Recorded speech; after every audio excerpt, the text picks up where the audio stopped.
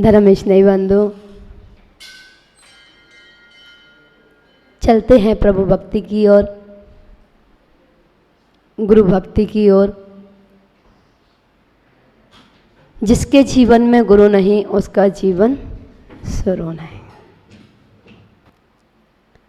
अपने जीवन में गुरु जरूर बनाने चाहिए और गुरु का दर्जा भगवान से भी बड़ा माना गया है, क्योंकि भगवान तो बोलते नहीं और गुरु बोलते हैं। गुरु गोविंद दो खड़े, काके लागू पाए, बलहारी गुरु आपकी गोविंदी। हे गुरुदेव, अगर आत्मा से परमात्मा बनने का रास्ता मार्ग कोई दिखाता है तो वो गुरुदेव आप हैं। जिसे एक बालक को माँ भगवान का रूप होती है और जब वह बालक बड़ा हो जाता है तो गुरु भगवान का रूप होते हैं, और वही ही आत्मा से परमात्मा बनाने का मार्ग दिखलाते हैं। वही भक्त से भगवान बनाते हैं और वे ही कंकड़ से शंकर बनाते हैं, वे ही जीरो से हीरो बनाते हैं। कर्म का उदय सबके जीवन में आता है। ऐसा कोई जीव नहीं है जिसके जीवन में कर्म का उदय नहीं आता। कर्म का उदय सबके जीवन में आता है और आप तो शुरू से एंड तक सुन रहे हैं। वो कर्म का उदय एक पल के लिए जब सीता हरण हुआ तो उस पल श्री रामचंद्र जी, पुरुषोत्तम रामचंद्र जी कितने आकुल व्याकुल थे। पेड़ पौधों से पूछ रहे, पशु पक्षी से पूछ रहे, मेरी सीता को किसी ने देखा, मेरी सीता को किसी ने देखा।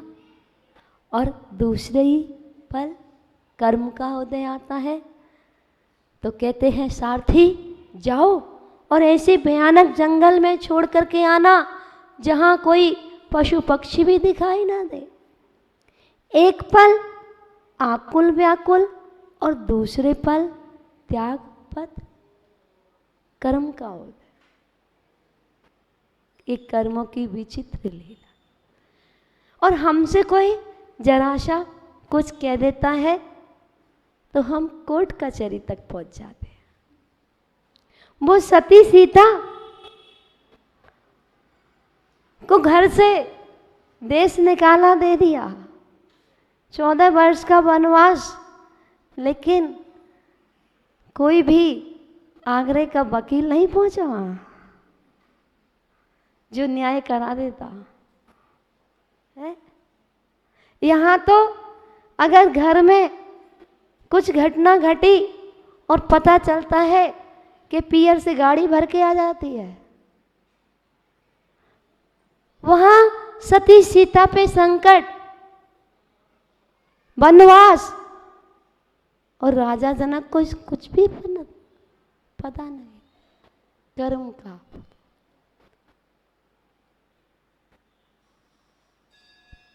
आप जब जब स्वाध्याय करोगे तो पता चलेगा कि कर्म का उदय जीवन में कैसा आता है। हर जीव का कर्म उदय आता है। आप किसी भी शास्त्र जी को उठा के देख लीजिए। पार्श्वनाथ भगवान जो जन्म से ही 3 ज्ञान के धारी, दीक्षा लेते ही मना पर्याय ज्ञान हो गया, उसके बाद भी कमठ नहीं छोड़ रहे, ओले पत्थर बरसा रहे। अब बताइए कि संकट हम पे ज्यादा पड़ रहा है या उन पे ज्यादा पड़ रहा है? और हम अपने शब्दों को लेकर के गठान बांध लेते हैं। जो गुरुदेव 2 महीने से श्री पुरुषोत्तम राम चरित्र सुना रहे हैं आपको, श्री राम कथा सुना रहे हैं। अगर हम आपसे पूछें कि गुरुदेव ने क्या क्या सुनाया आपको, तो आप कहेंगे माता जी पता नहीं, पर कथा तो बहुत अच्छी चल रही है, जबरदस्त चल रही है, पर महाराज जी जाने।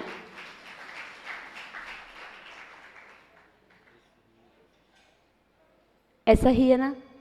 क्या मुझे आप पूरी कहानी बता देंगे? मैं सुनने आई हूं, मैं भी कथा सुनने आई, लेकिन आपसे पूछा जाए कि गुरुदेव 2 महीने से क्या बोल रहे हैं, क्या सुना रहे हैं, तो क्या आप मुझे बता सकते हैं? नहीं। आप क्या बता सकते हैं वो मैं बता दूं क्या? बता दें क्या? आप क्या बता सकते हैं? आपकी जिस दिन शादी हुई थी, आपकी सासू माँ ने दरवाजे पे क्या बोला था वो आज भी याद है।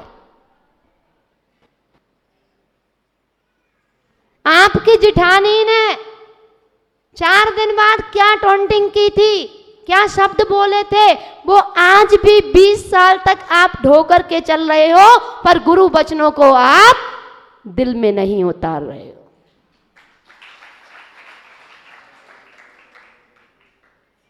सोचो, विचार करो। मैं प्रवचन करने नहीं आई, मैं तो स्वयं सुनने आई हूं गुरुदेव।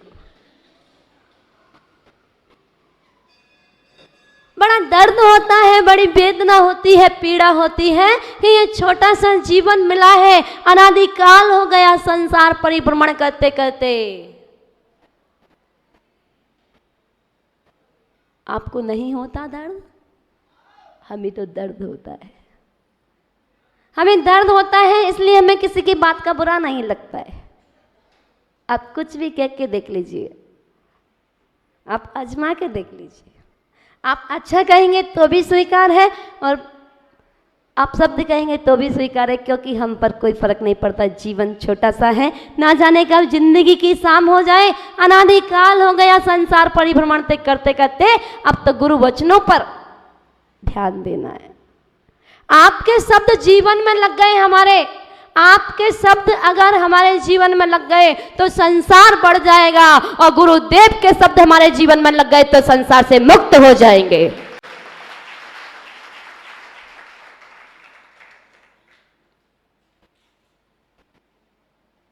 हमें सासू माँ बड़ी अच्छी लगती है, सासू माँ के शब्द चुभते हैं,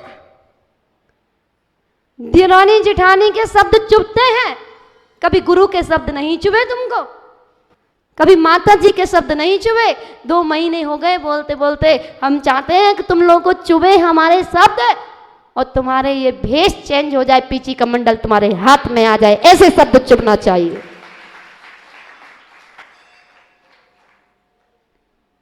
नहीं लगते ही तुमको? कभी कभी लगता है, बोल दूं क्या?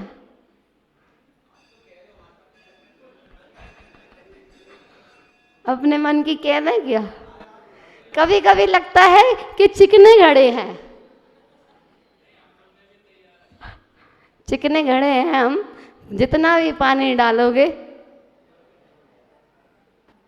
नीचे। सोचो,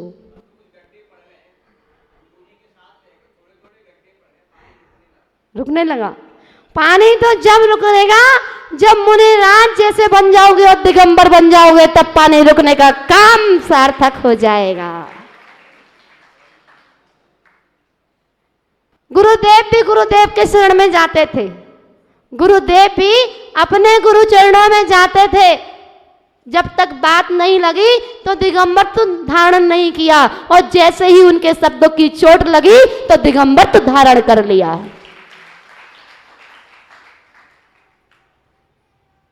प्रवचन जीवन में उतार लिए। प्रवचन सुनना तो जब सार्थक होता है जब जीवन में उतर जाए, तो सार्थक है। देखते हैं, अरे मैं मानती हूं कि आपका सेनन कमजोर है, कमजोर तो नहीं है। अरे हम पीछी कमंडल नहीं ले सकते, अगर हम दिगंबर वेश धारण नहीं कर सकते, अगर हम आर्य का वेश धारण नहीं कर सकते, तो क्या हम बाजार की चीजों का त्याग भी नहीं कर सकते? क्या हम शुद्ध भोजन भी नहीं कर सकते? क्या हम अष्टमी चतुर्दशी को एकासन भी नहीं कर सकते? क्या हम स्वाध्याय का नियम भी नहीं ले सकते? क्या हम अभिषेक शांति धारा करने का नियम भी नहीं ले सकते? प्रवचन जीवन में उतर जाएंगे तो आपका जीवन अपने आप परिवर्तित हो जाएगा। जिस दिन आपके जीवन में गुरुदेव की वह पुरुषोत्तम रामचंद्र जी की राम कथा आपके जीवन में उतर जाएगी, उस दिन तुम्हारे अंदर से क्रोध विदा ले जाएगा। समझ लेना, आज हमने प्रवचन सुन लिया।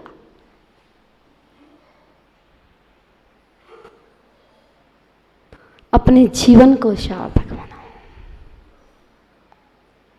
विशुद्धि बढ़ाओ। गुरुदेव से पूछो, हे पूज्य गुरुदेव, आपके जीवन में ऐसा कौन सा शब्द लग गया गुरु का जो आपने परिवार का ही त्याग कर दिया? ऐसा कौन सा शब्द लग गया जो आपने सारे सुखों को ही त्याग दिया?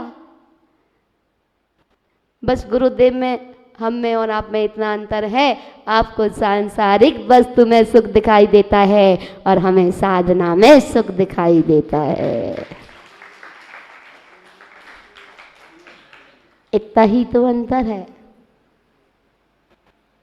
अगर सच्चे मन से, श्रद्धा से, आस्था से और विश्वास के साथ आपने श्री रामचरित्र कथा सुन ली तो सच मान लेना, आपके जीवन में अतिशय होना प्रकट शुरू हो। और वो क्या अतिशय होगा? तुम्हारी कसाई मंद पड़ जाए। फिर कोई घर में कैसा भी शब्द बोल देगा तो आपको असर नहीं होगा, क्योंकि सती सीता का स्मरण आ जाएगा। अरे, राजमहलों की पुत्रवधू और जंगल में भ्रमण,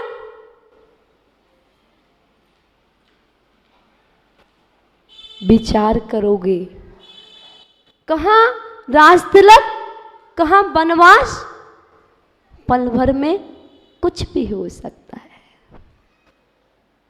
जब पल भर में कुछ भी हो सकता है, जब राज तिलक का वनवास मिल सकता है, तो दौरानी जिठानी में भी हिस्सा कम ज्यादा हो सकता है। क्या दिक्कत है? अगर ससुर जी ने किसी को कम दे दी, किसी को ज्यादा दे दी, या किसी ने ले ली, ध्यान रखना, जो भाग्य में है वो भाग करके आएगा, और जो भाग्य में नहीं है वो आया हुआ भी भाग जाएगा। संतोषी महासुखी, जिसके जीवन में संतोष गुण है, संतुष्टि है, वह हमेशा खुश। सती सीता जी के जीवन में संतोष गुण था। सती मैना सुंदरी के जीवन में संतोष गुण था। सती अंजना सती के जीवन में संतोष गुण था। सास ने दोष लगाया, फिर भी सास को एक शब्द नहीं कहा, एक शब्द नहीं कहा। क्षमता का जल। और हम लोग एक के बदले कितने फ्री? 2 फ्री, 2 के बदले 4 फ्री। तैयार रहता है हमारे पास तो माल मसाला, है ना? क्यों भाई? तैयार रहता है ना। सुनने की क्षमता नहीं है। क्यों नहीं है सुनने की क्षमता? उसमें भी कारण है, क्योंकि फास्ट फूड का जमाना है, इसलिए सुनने की क्षमता नहीं है। पहले माताएं चक्की पीस करके, चक्की से आटा पीस करके उसका भोजन बनाती थी, करती थी, और वो भोजन जब करती थी तो पूरे भोजन बनाने में स्तुति पढ़ती थी, भजन पढ़ती थी। जब तक आटा पीसती थी तो पूरी पूरी रात भजन पढ़ती थी, स्तुतियाँ पढ़ती थी, पूजन पढ़ लिया करती थी। भोजन बनाते में पूजन पढ़ लिया करती थी, स्तुति पढ़ लेती थी, तो वो भोजन पौष्टिक हो जाया करता था, ताकतवर हो जाया करता था। तो वो 100 किलो की बोरी भी उठा के पटक दिया करता था। आजकल आपके पास एक बाल्टी भी नहीं उठाई जाती है, एक बाल्टी भी नहीं उठा पाते हो आप। इस सारा खान पीन का, खान पान बिगड़ा तो खानदान बिगड़ा। अपने खान पीन को सुधारिए।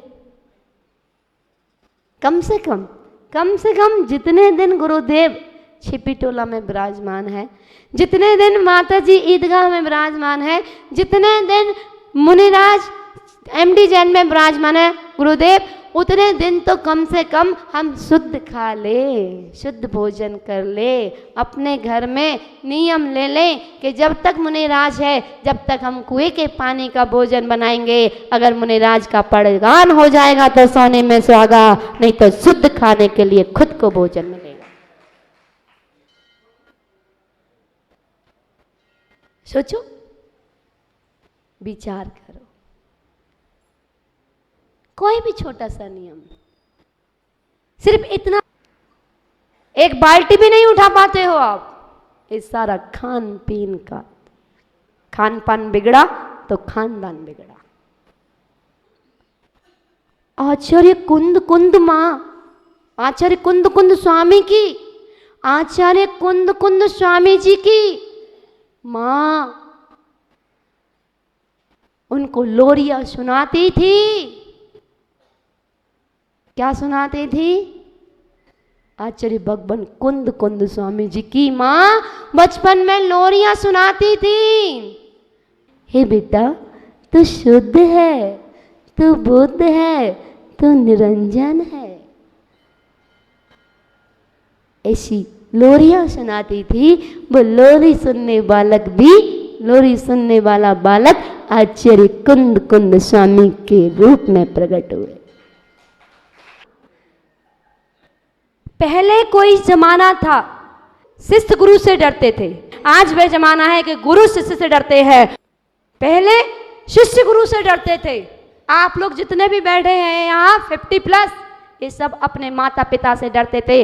हम इस मंच पे बैठे हैं, हम अपने गुरु से डरते थे। पर आने वाली पीढ़ी गुरु शिष्य से डरते हैं, माता पिता बच्चों से डरते हैं।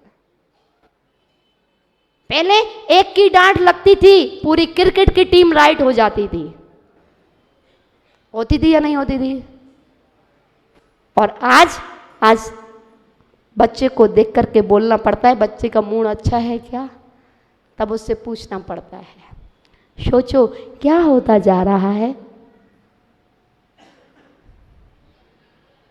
हमें गुरुदेव के चरणों में अपना जीवन बदलना है। एक एक नियम भी बहुत बड़ा नियम बन जाता है। एक कौवे के मांस का त्याग करने वाला, एक कौवे के मांस का त्याग करने वाला तीर्थंकर महावीर भगवान बन सकते हैं, तो क्या हम बुराइयों का त्याग करने वाले क्या भगवान नहीं बन सकते? हम कितने कर्मों का बंद करते हैं। जब हम दूसरे की तरफ देखते हैं तो हमारा संसार बढ़ता है, और जब हम अपने तरफ देखते हैं तो हमारा संसार घटता है। सोचो, विचार करो। दुनिया को पढ़ लिया, कुछ नहीं पढ़ पाया, और अपने आप को पढ़ लिया तो सब कुछ पढ़ लिया। बोलिए पंच परमेष्टि भगवान की।